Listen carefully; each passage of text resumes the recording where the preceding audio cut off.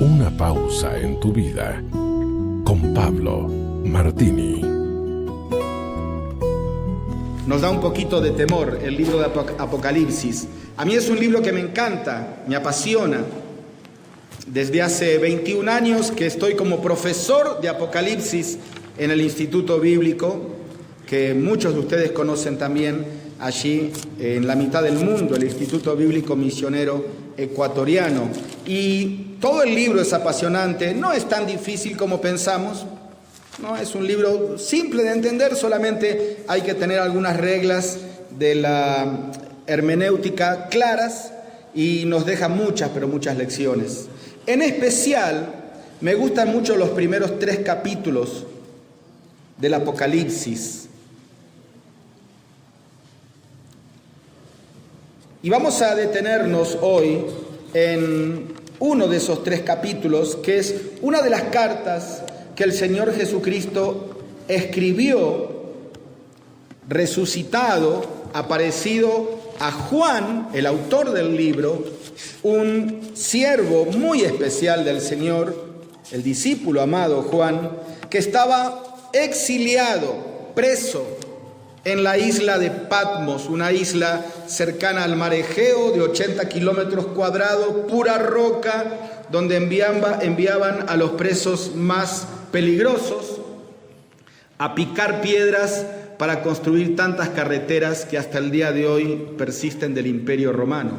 En medio de ese grupo se encontraba un viejito de casi 80 años que por defender su fe tuvo que pagar con su libertad y prácticamente con su propia vida. Y desde allí, desde Patmos, escribe el Apocalipsis.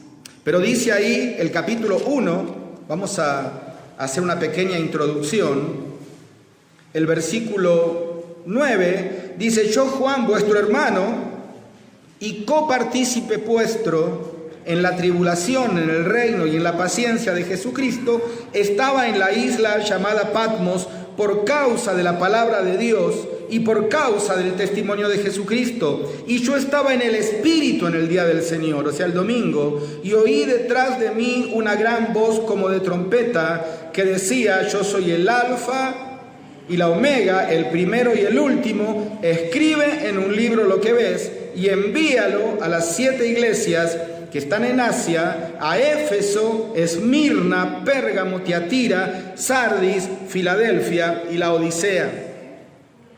Y quiero que hablemos un poquito hoy acerca de la iglesia y de nosotros, porque nosotros somos la iglesia.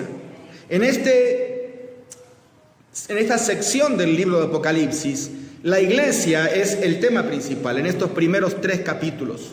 Al igual que un pasaje paralelo que podéis encontrar en Mateo capítulo 13, no lo busques, donde el Señor Jesucristo narra 7 parábolas, y si vos las estudiás a la luz de las herramientas de la palabra de Dios, vas a ver que son 7 parábolas que hablan también de la iglesia. Son casi 2 pasajes análogos. Mateo 13, 7 parábolas; Apocalipsis 2 y 3, 7 cartas.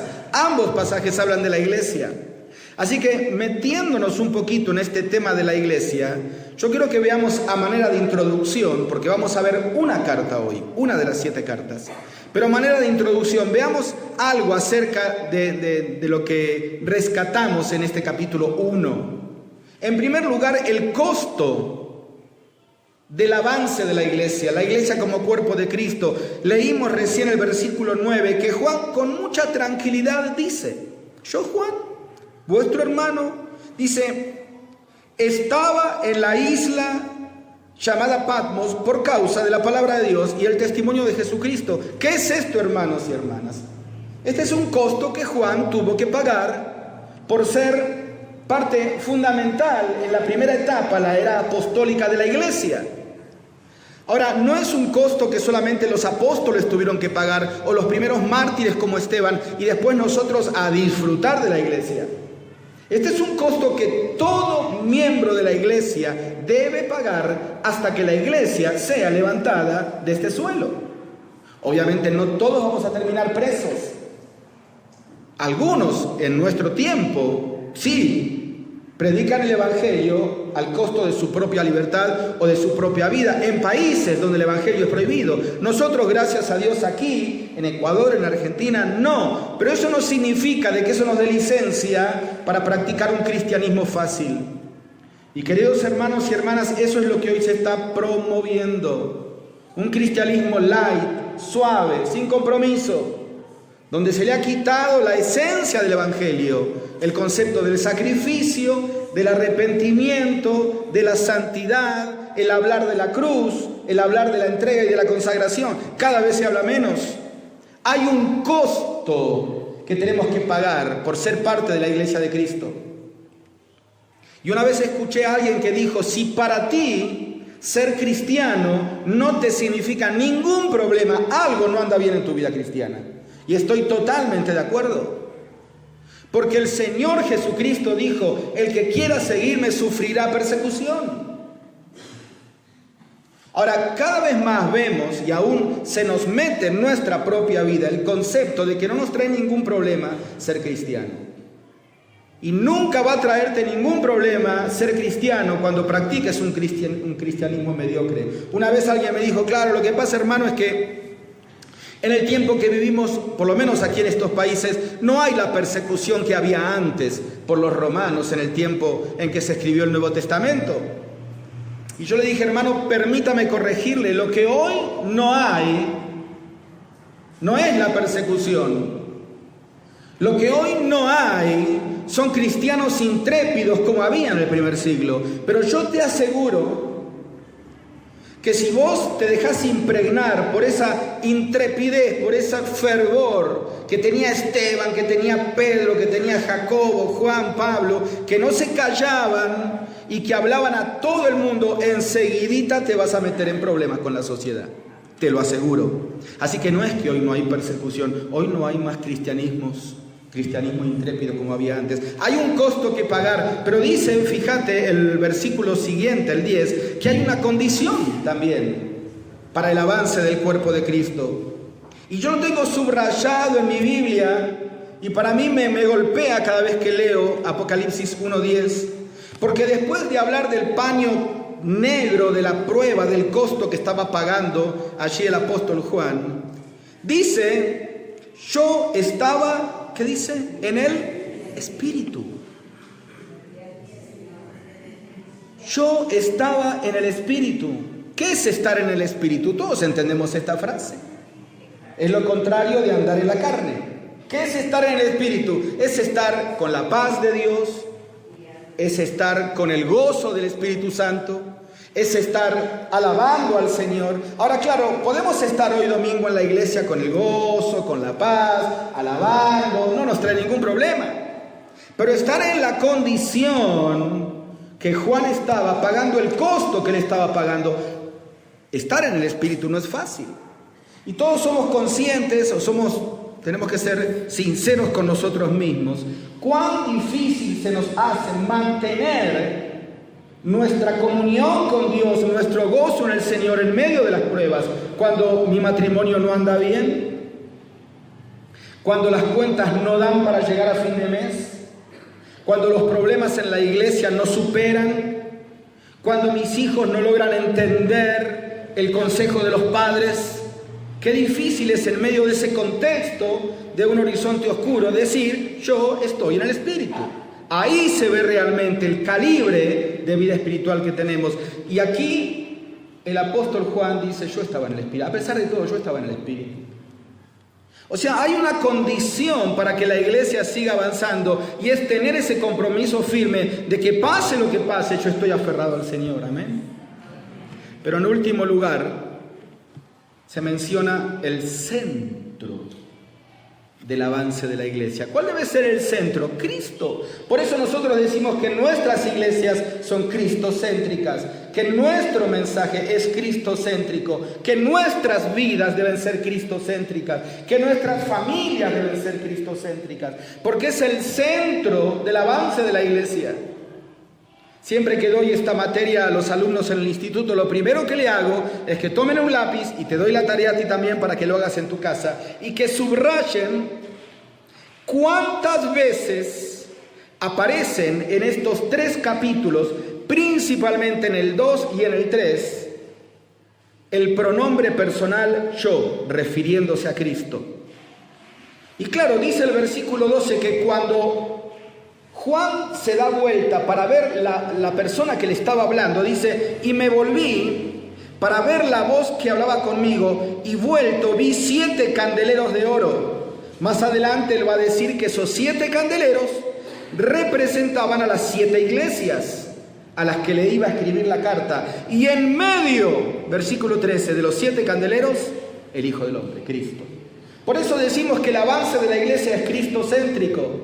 Y es interesante, si vos podés repasar todas las apariciones del Señor Jesucristo después de resucitar, siempre se apareció en medio.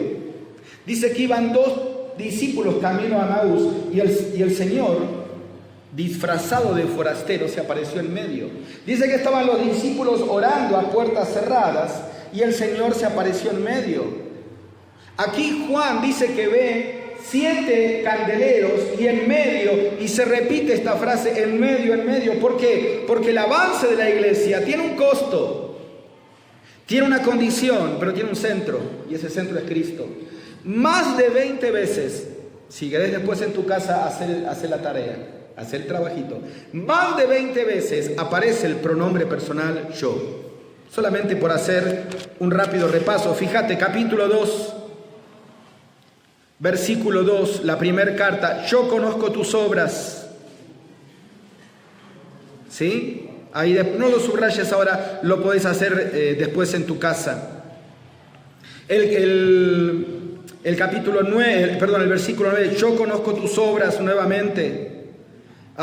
El versículo 12, yo conozco tus obras, son frases que se van repitiendo. Bueno, esta frase se repite en el 18, se repite en el 3.1, pero hay más. Yo no quiero perder tiempo ahora para que lo hagas en tu casa. Subraya todas las veces que aparece el pronombre personal yo.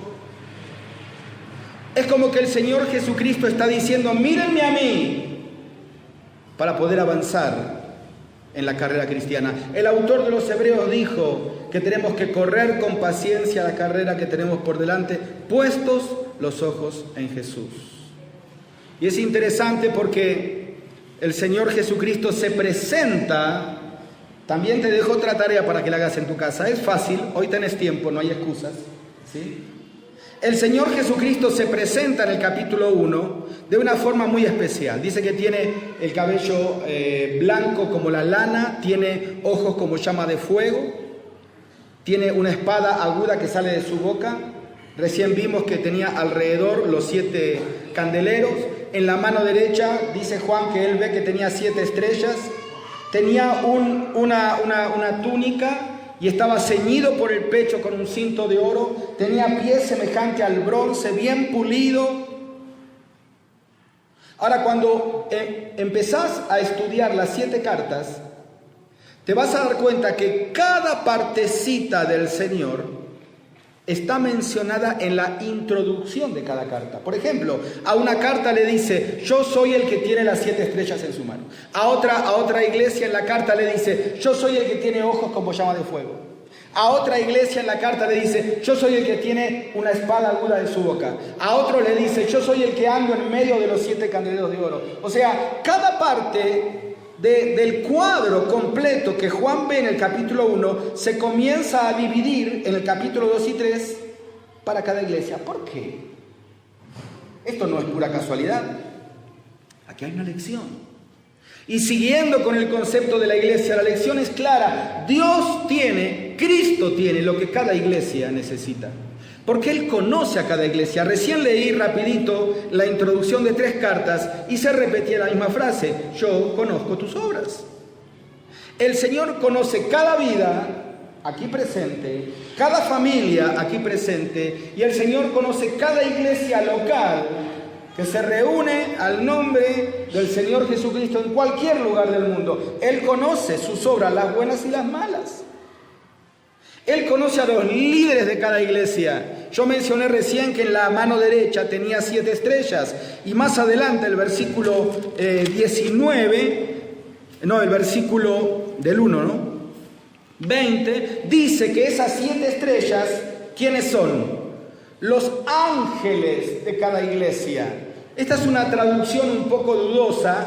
La palabra angelios ahí en griego significa mensajero. Y muchos asocian esto con los líderes de cada iglesia. O sea que Dios no solamente suministra lo que cada iglesia necesita porque la conoce, no solamente supervisa cada iglesia porque anda en medio de los 7 candeleros, sino que en tercer lugar sostiene en su mano a cada iglesia y a cada líder de las iglesias. Fíjate la íntima, la estrecha relación que existe del Señor con su iglesia. Muchos dicen, bueno, el Señor hizo la parte inicial y se fue. Sí, es verdad. Pero Él no se desligó de su iglesia como la cabeza no se desliga del cuerpo. Y comienza entonces el capítulo 2 y el 3, las cartas a las iglesias. Y yo quiero que nos detengamos hoy en una de esas cartas, que está en el capítulo 3, versículo 7, y es la carta a la iglesia en Filadelfia. La palabra Filadelfia significa amor entre hermanos.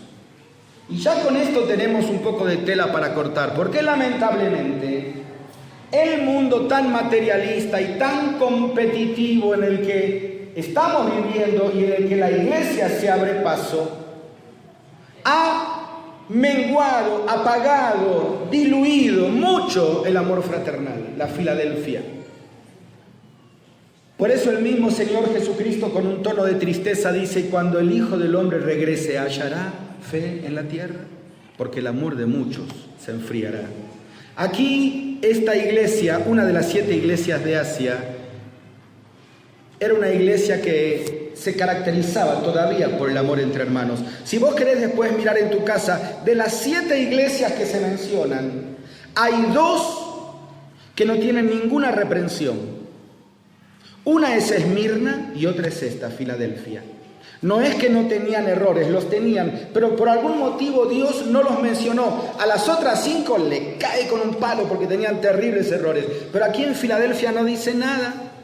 Más bien la anima, la alaba. ¿Por qué? Porque era una iglesia que todavía conservaba el formato puro de la verdadera iglesia de Cristo, donde una de las características principales es el amor entre los hermanos.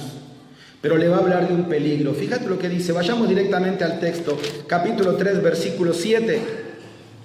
Escribe al ángel de la iglesia en Filadelfia: esto dice el santo, el verdadero, el que tiene la llave de David, el que abre y ninguno cierra, y cierra y ninguno abre. Vamos a detenernos ahí. ¿Cómo se presenta el Señor? Se presenta con la llave en la mano. ¿Y qué llave? La llave de David. Hay un solo texto, si querés anotarlo para leerlo en tu casa, en todo el Antiguo Testamento donde se menciona esta llave de David. Es en Isaías capítulo 22. Isaías capítulo 22, encontramos la denuncia del profeta Isaías hacia un tal Sebna. Así era el nombre. Sebna era un administrador de la casa de Dios, que se había adueñado de dinero de la casa de Dios, y con ese dinero él se había construido un sepulcro familiar, un mausoleo creo que se llama aquí, ¿no es cierto? Pero era un mausoleo de lujo. Había comprado un lugar especial ahí en el cementerio, había comprado mármol y había construido lápidas y lugares para que descanse en paz toda su familia, con dinero de la casa de Dios. Y Dios, a través del profeta Isaías, le dice: ¿sabes qué, Sebna? Tú te adueñaste de lo que no era tuyo, así que eres destituido de tu cargo. Y en medio de este contexto, como un pasaje mesiánico, ahí a través del profeta Isaías se menciona a Cristo como el que tiene la llave de David y dice: el que abre y ninguno cierra, y cierra y ninguno abre. Aquí Jesús toma el pasaje de Isaías y lo hace propio. Pero la lección es la misma, hermanos. El peligro es el mismo. ¿Cuál es? Adueñarnos de lo que no nos corresponde. Lamentablemente, el hombre y la mujer se han adueñado de algo que no le corresponde. como si fuera propio. Por ejemplo, el planeta Tierra. Hoy las grandes potencias y los grandes líderes mundiales se devanan los sesos en sus foros de conversación viendo cómo arreglar todo este problema del calentamiento global. Problema que nosotros mismos, lamentablemente, nos tenemos que incluir porque somos parte de la raza humana, nos hemos provocado por esta adicción al petróleo que hemos iniciado desde hace 100 años y de la cual no podemos salir. Ni siquiera con los combustibles alternativos, no se alcanza. Y hemos administrado mal la creación que Dios nos prestó. Por eso dice el apóstol Pablo en aquel triste capítulo de Romanos 1 que la creación gime a una como mujer con dolores de parto. Solamente por poner un ejemplo en el aspecto universal, cómo nos hemos adueñado de algo que debería ser usado a conciencia. En el aspecto personal, también dice Romanos capítulo 1 que nos hemos adueñado de nuestros cuerpos y hemos hecho con ellos lo que queríamos, hablando a nivel, no iglesia, sino a nivel sociedad. Y esta es una triste realidad. El hombre hoy en día y la mujer hoy en día se da el derecho de hacer con su cuerpo lo que quiere. Y si él siente que siendo un hombre está en el cuerpo equivocado porque por dentro es una mujer, pues simplemente se cambia el cuerpo o viceversa. Y ahí está la denuncia del Espíritu de Dios a través de Pablo en Romanos 1. Ustedes hicieron con sus cuerpos lo que quisieron, deshonraron entre sí sus propios cuerpos. El hombre y la mujer hoy en día hacen lo que quiere con el matrimonio. Ya el matrimonio convencional no sirve. Entonces hay que buscar otros modelos alternativos de matrimonio porque parece que ese fracasó. No fracasó el matrimonio porque es institución sagrada. Es que el matrimonio no leyó el manual de la familia. Porque Dios lanzó al mercado su producto con el manual de usuario, pero el matrimonio no lo quiere leer. Y si hoy aquí hay algún matrimonio donde la Biblia no es un libro de cabecera, prepárese para cosechar malos frutos. Entonces, ¿qué dice? No, el matrimonio no funciona, busquemos otros modelos, hombres con hombres, mujeres con mujeres. Leí hace poco un artículo de un sacerdote católico, fíjate, de un sacerdote católico que dijo, con este tema de que se aprueba toda unión con tal de que me ame y que lo amo ya es suficiente. ¿Qué vamos a hacer? Dijo este sacerdote católico, cuando dentro de pocos años vengan personas a exigir sus derechos y a pedir que le autoricemos el casamiento con sus mascotas. Claro, hoy nos reímos. Pero ya hay matrimonios legales de hombres con sus mascotas en la India. ¿Me ama? ¿Y yo lo amo? ¿Qué impide? Bueno, ¿a dónde vamos a parar, no? Nos hemos adueñado de algo que no nos pertenecía. Y ahora sí, llegando a nuestro punto de hoy, la iglesia. ¿No será que este mismo peligro se corre en la iglesia? Porque el Señor Jesucristo se presenta como el que recuperó la llave y se presenta ante una iglesia. Y sí, muchas veces la iglesia se adueña, por ejemplo, como dice Romanos, todo el capítulo 14 de Romanos, después léelo en tu casa, y los primeros versículos de Romanos 15, del mal uso de la libertad que disfrutamos en el Espíritu Santo. Y ahí el apóstol Pablo dice, recibid al débil en la fe, pero no para contender sobre opiniones. Tú tienes fe, tenla para tú mismo, pero que no sea que por causa de la comida tú dañes a tu hermano. A veces nos adueñamos de la libertad que tenemos en Cristo y se la echamos en la cara a todos para que nos acepten tal como somos. Pero queridos hermanos, mi libertad termina donde empieza la libertad de mi hermano también. Yo no puedo avasallar, no puedo echárselo en cara. Por poner un ejemplo, lamentablemente nos hemos adueñado de la interpretación de las Escrituras y en la clase anterior lo vimos claramente en la segunda carta de Pedro que ninguna escritura es de interpretación privada. Sin embargo, nos hemos adueñado. Por eso es tan importante que seamos celosos en el estudio de la verdadera doctrina. Dice la Biblia, compra la verdad y no la vendas, porque no es tuya. No te adueñes de algo que es tuyo, es la palabra de Dios. No de una iglesia, ni de una denominación, ni de una secta. Y ni que hablar de nuestras ofrendas, hermano. Recién se levantó la ofrenda. ¿Y no será que alguno de nosotros aquí tal vez se adueñó de algo que no le correspondía y no puso en la ofrenda lo que debería haber puesto? Ustedes saben que nuestras iglesias, gracias a Dios, no hacen un culto de la ofrenda como otras iglesias. No es esa la meta principal como en otras iglesias. Pero a veces nos vamos al otro extremo. Y es triste cuando se pasa la bolsa de la ofrenda y se escucha ruido a moneda. ¿Qué pasa, hermano? Te has adueñado de lo que no te pertenece porque es dinero del Señor. Tendríamos para hablar una conferencia entera de las ofrendas. Y este es un pecado en el que hemos caído todos. Una vez un hermano ahí en el apresuramiento no tenía preparada la ofrenda y pasó y metió la mano en el bolsillo y puso un billete y después se da cuenta que puso un billete de $100. Y ahora dice, ¿con qué cara le digo al pastor que puso un billete de $100? Yo me equivoqué, iba a poner uno de 10 que tenía en el otro bolsillo. Pero bueno, era el billete de $100, así que dijo, yo le tengo que decir al pastor. Y dice, mire pastor, se me cae la cara de vergüenza y dice, ¿sabes lo que me pasó? Dice, en el apuro ahí, me equivoqué y en vez de poner el billete de $10, puse el billete de 100. Y el pastor muy sabio le palmea la espalda y le dice, no importa, hermano, no se preocupe, Dios lo va a tomar como que fuera de 10. Es el pastor rápido, ¿no es cierto?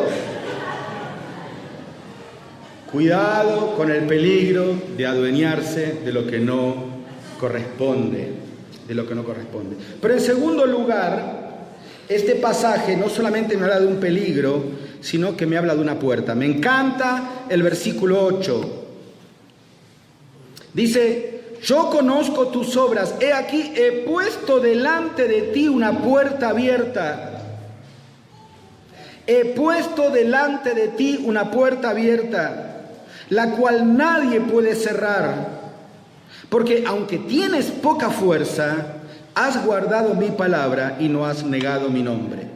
¿Qué es esta puerta abierta? Bueno, la podemos interpretar de muchas maneras, pero tratando de mirar un poquito el contexto histórico de la iglesia, algunos comparan la iglesia de Filadelfia con la gran expansión misionera del siglo XVIII y XIX, donde Dios utilizó la posguerra de la Primera y la Segunda Guerra Mundial también como una salida, un impulso misionero a nivel mundial, principalmente de Estados Unidos y Europa, para llevar el evangelio a lugares no evangelizados. La puerta abierta del evangelismo, una oportunidad para evangelizar. Dice, he puesto, no dice, ahí está la puerta, fíjate si la puedes abrir. No dice, voy a ver si intento abrirla, dice, he puesto. Y no podemos hablar de la iglesia, yo les dije que el tema principal de esta mañana iba a ser iglesia, sin hablar de evangelismo. Porque los dos pilares de la iglesia es el evangelismo y el discipulado. La gran comisión dice, ir por todo el mundo, predicar el evangelio y hacer discípulos. Punto. No nos compliquemos más la vida buscando programas alternativos de la iglesia. Todo programa, todo ministerio nuevo, todo cuerpo de trabajo, todo líder que se sume, debe estar apuntando exclusivamente a estas dos metas inamovibles de cualquier iglesia local: evangelismo y discipulado. Principalmente el evangelismo es la responsabilidad de la iglesia puertas afuera, y el discipulado es la responsabilidad de la iglesia puertas adentro. No estoy diciendo con esto que no se puedan hacer o que no sean buenas las reuniones o las conferencias o las campañas evangelísticas dentro de la iglesia, para nada. Pero hermanos, hoy en día es muy difícil meter un inconverso a la iglesia, ¿sí o no? No entran, porque se ha desacreditado el concepto de la iglesia evangélica. Se ha desacreditado porque lamentablemente la iglesia ha permitido, ha negociado su fe, y otros grupos que se dicen evangélicos han ensuciado el testimonio de Cristo y nos ponen a todos dentro de la misma bolsa, de la misma funda. Y vos vas a predicar el evangelio y te sacan corriendo. No me hables de los evangélicos, que son todos locos, que solamente sacan ofrendas, que se andan revolcando por ahí con un ataque de risa, que esto y lo otro. ¿Y qué le dices? ¿No quieren entender? Es muy difícil En este país, un país netamente católico, fuertemente católico todavía, la gente a veces queriendo ir a la iglesia no viene por miedo a que le vean. Y no, ¿qué va a decir mi familia? Yo no me puedo cambiar de religión. Seguramente te habrán dicho a ti cuando les predicaste el Evangelio. Por eso, hermanos, no podemos quedarnos solamente con vengan y escuchen. La gran comisión no dice vengan y escuchen. ¿Qué dice? Ir y predicar. Y nosotros hemos cambiado el ir y predicar por el vengan y escuchen. Es totalmente a la inversa. He puesto delante de ti una puerta abierta. Es interesante porque Dios no le dice lo que hay detrás de la puerta, ¿no? Y a cualquiera le da miedo que le diga, mira, ¿sabes qué? Ahí hay una puerta abierta, entra. Y si no sé lo que hay, no entro. El Señor dice, mira, el evangelismo en un sentido es un paso de fe. Vos tenés que avanzar y tenés que alzar los ojos. Dijo el Señor Jesucristo ahí en Samaria, en San Juan 4, hablando a la mujer. Dice, alzad vuestros ojos y mirad los campos que ya están blancos para la siega. En estos 30 años de ministerio que el Señor me ha permitido vivir, he incursionado en varios ministerios. He estado en el liderazgo de jóvenes, maestro de escuela dominical, muy involucrado con la música porque me apasiona la música.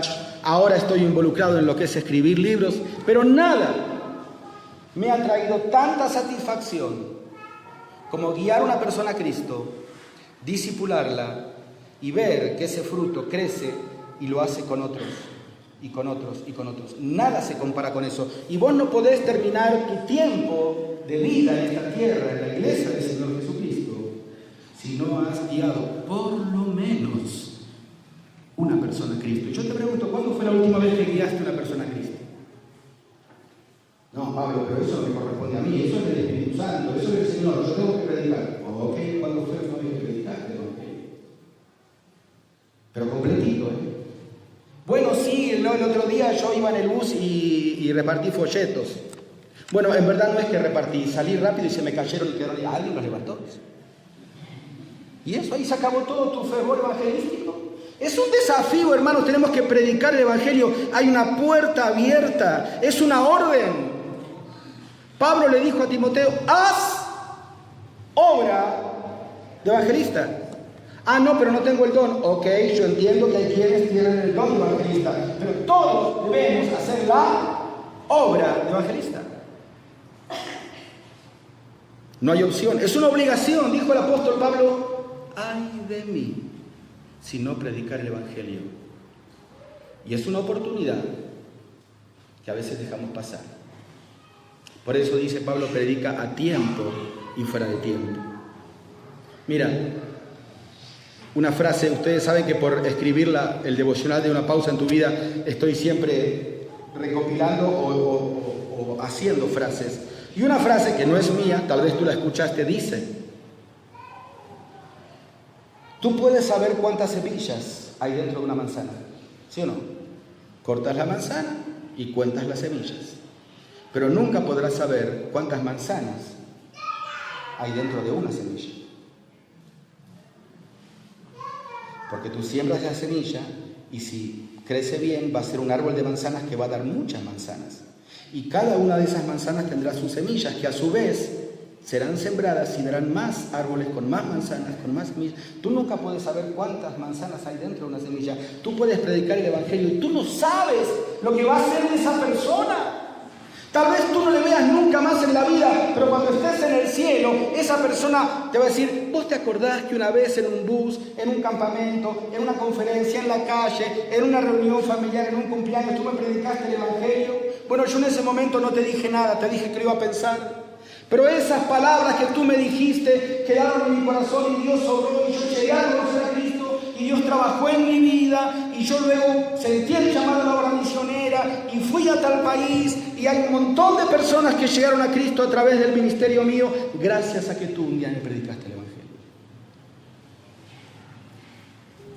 Una puerta abierta, la puerta abierta para el evangelismo. A veces, hermanos, se nos va mucho tiempo en nuestras iglesias enseñando a los miembros a pescar, pero no pescamos. Tenemos que salir y predicar el Evangelio. Hay un mundo que se pierde. Hay un mundo que se pierde. En la clase anterior permítame agregar algo más a lo que nuestro hermano nos enseñó también acerca del espíritu que va a Dios. Sí, es verdad. Claro que todo espíritu va a Dios. Por supuesto que todo espíritu va a Dios, pero eso no significa de que Dios va a aceptar a todo espíritu. Porque van a haber un grupo de almas que van a estar de pie frente al tribunal de Cristo. Dice la Biblia, todos compareceremos ante el tribunal de Cristo. Pero para ser juzgada, el ministerio de cada uno son almas que son salvas. Y después de estar purificados, pasarán a las bodas del Cordero y pasarán a todo el plan hermoso que Dios tiene para su iglesia. Y también hay un gran grupo de almas, mucho más grande todavía, dice Apocalipsis 19 y 20, que estaban de pie ante el gran trono blanco, los grandes y los pequeños. En cambio de ahí, nadie va a salir aprobado, nadie va a salir salvo, todos serán condenados, porque nadie pasa el gran trono blanco. Así que todo el espíritu va a Dios, sí, pero Dios no va a recibir todo espíritu. ¿De qué depende eso? Depende de la fe puesta en el verdadero evangelio de esa persona mientras estuvo aquí en vida y tuvo su oportunidad. Pero vos tenés que ir a predicarle, vos tenés que avisarle. Dice el apóstol Pablo, nosotros rogamos en nombre de Cristo como si Dios rogase por nosotros, reconciliados con Dios. Es el desafío del evangelismo y toda iglesia tiene que estar consciente de esta verdad. Contamos con su respaldo.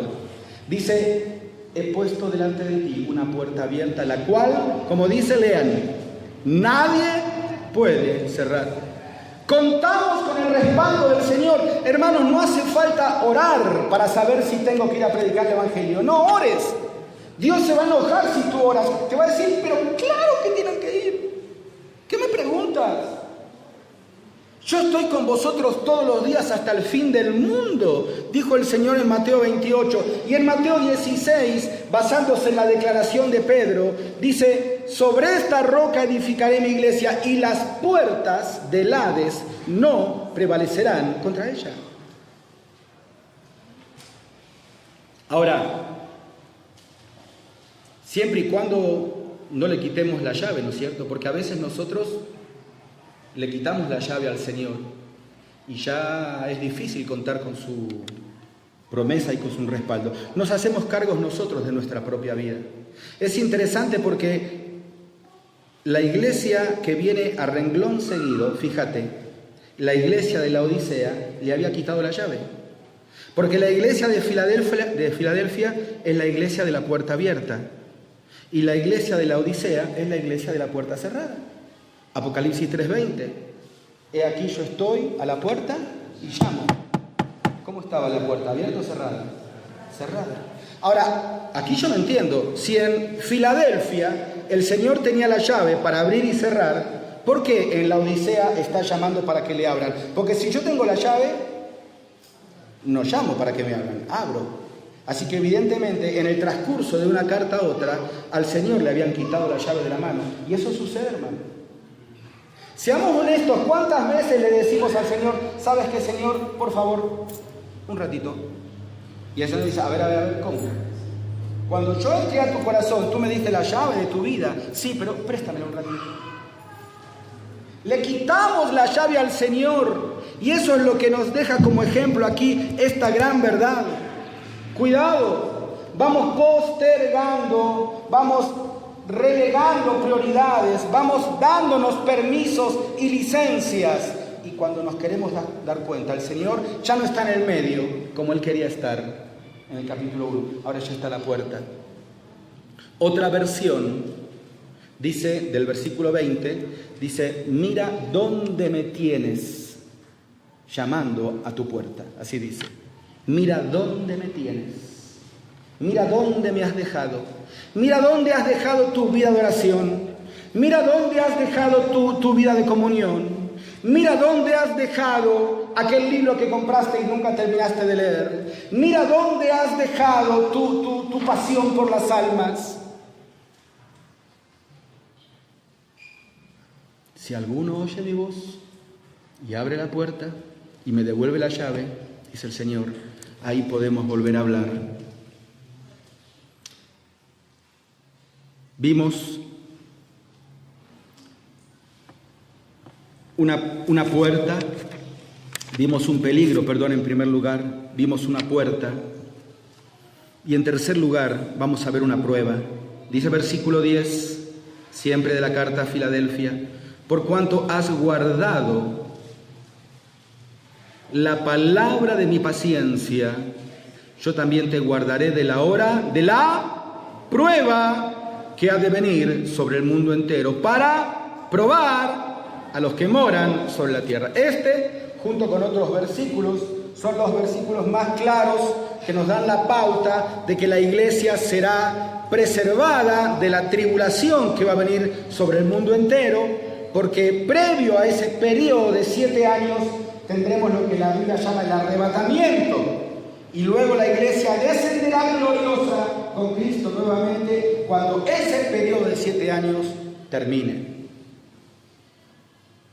Con esto no estoy diciendo, hermanos, que los que tienen otra postura, a veces en estos aspectos escatológicos hay pequeños detalles donde se difieren, no tenemos que juzgarlos, pero bueno, nosotros tenemos esta posición. Pero la verdad que yo quiero resaltar es que cuando hablamos de la iglesia, hablamos de prueba. No podemos quitar el concepto de prueba del concepto de la iglesia. Así como no podemos quitar el concepto de prueba del concepto de la vida individual de cada cristiano, de un matrimonio cristiano, de una familia cristiana. Y me atrevo a decir que cuanto más consagrado y más comprometido es un hijo o una hija de Dios a las cosas del Señor, más pruebas vienen, ¿sí o no? No pienses como se enseña por ahí a veces, que si estás con pruebas es porque estás en pecado, porque entonces todos los apóstoles estuvieron en pecado, y hasta el Señor Jesucristo estuvo en pecado, porque Él también fue probado, y fue tentado, Mateo 4, ¿sí o no? No vayas a pensar como en muchas iglesias enseñan, de que seguir a Cristo implica parar de sufrir, y se llenan las iglesias y pones un cartel que dice pare de sufrir. Claro, el que para de sufrir es el pastor que se llena de plata, los demás siguen sufriendo.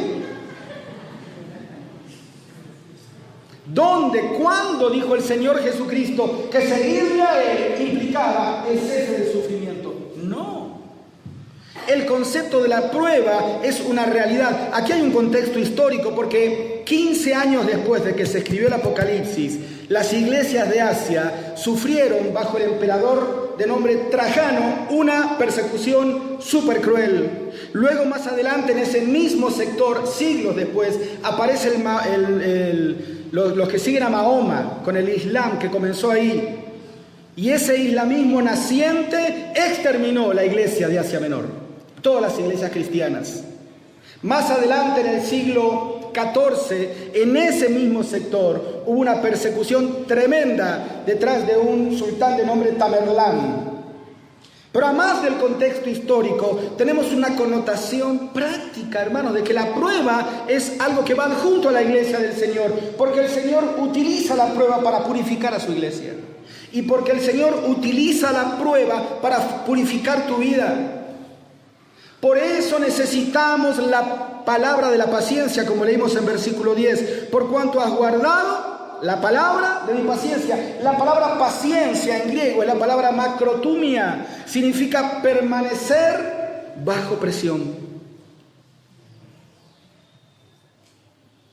Y ahí está esa esposa que tiene tal vez su esposo inconverso, quizás alcohólico, quizás abusivo, fiel ella, o al revés, él, fieles,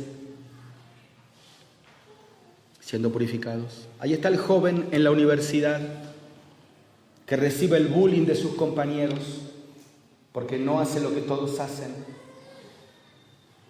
Y él no quiere ser una víctima más de la presión del grupo y dice, no, yo soy diferente. Y se mantiene fiel. Y ahí está el pastor que está luchando con su iglesia, que no hay avance, que no hay frutos, y se mantiene fiel hasta que venga el tiempo de la bendición. Es la prueba que va purificando a mayor fuego, mayor pureza.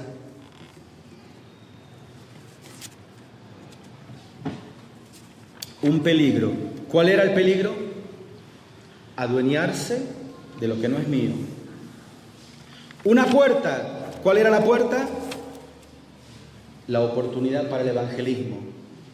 Una prueba, tú sabrás cuál es tu prueba. Y en último lugar, una promesa. Mira qué linda promesa para cerrar esta carta. Versículo 11 dice: he aquí yo vengo pronto. Su retorno. Y el Señor viene pronto, hermanos. El Señor viene pronto.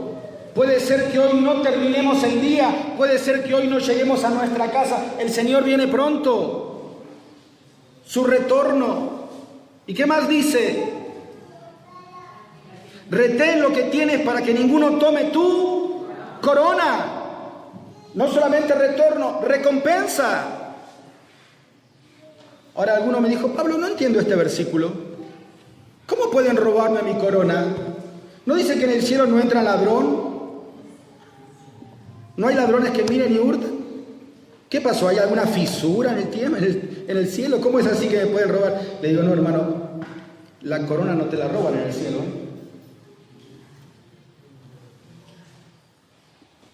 La corona te la roban en la tierra. Son oportunidades que vos dejas pasar. Que el Señor te las puso a ti y tú, por caprichoso, no lo hiciste. Para el Señor no hay ningún problema, porque Él va a enviar a otro. Jesús dijo: si ustedes se callan, Dios puede hacer que estas piedras prediquen el Evangelio. Pero tú perdiste tu corona y otro te la arrebató. Su retorno, su recompensa y su reconocimiento. Mirá qué lindo reconocimiento. Al que venciere, yo lo haré columna en el templo de mi Dios, y nunca más saldrá de allí, y escribiré sobre él el nombre de mi Dios y el nombre de la ciudad de mi Dios, la nueva Jerusalén, la cual desciende del cielo de mi Dios. Está orgulloso el Señor Jesucristo hablando de mi Dios. Se le llenaba la boca hablando del Padre. Y dice: yo quiero compartir contigo este orgullo. Es una promesa. Yo voy a grabar tu nombre. Y estas promesas, queridos hermanos y hermanas, nos alientan a continuar. A continuar siendo fieles en nuestra vida cristiana y a continuar siendo fieles en la iglesia en que el Señor nos ha puesto a servir, sabiendo que Él es el dueño y que un día nos pedirá cuenta de cómo usamos nuestros dones, nuestro tiempo, nuestro dinero, nuestra familia, nuestras fuerzas puestas en las manos de Él. Amén. Vamos a orar.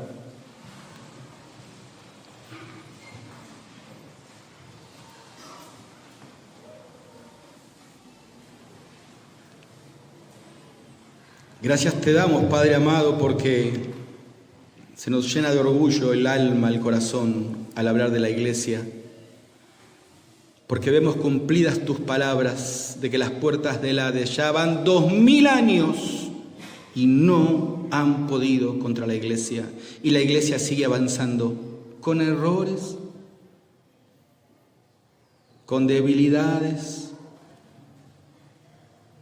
con temores, hoy en día con desprestigio, hoy en día con otras falsas doctrinas y falsas enseñanzas que se quieren meter en la iglesia, pero sigue avanzando, sigue avanzando.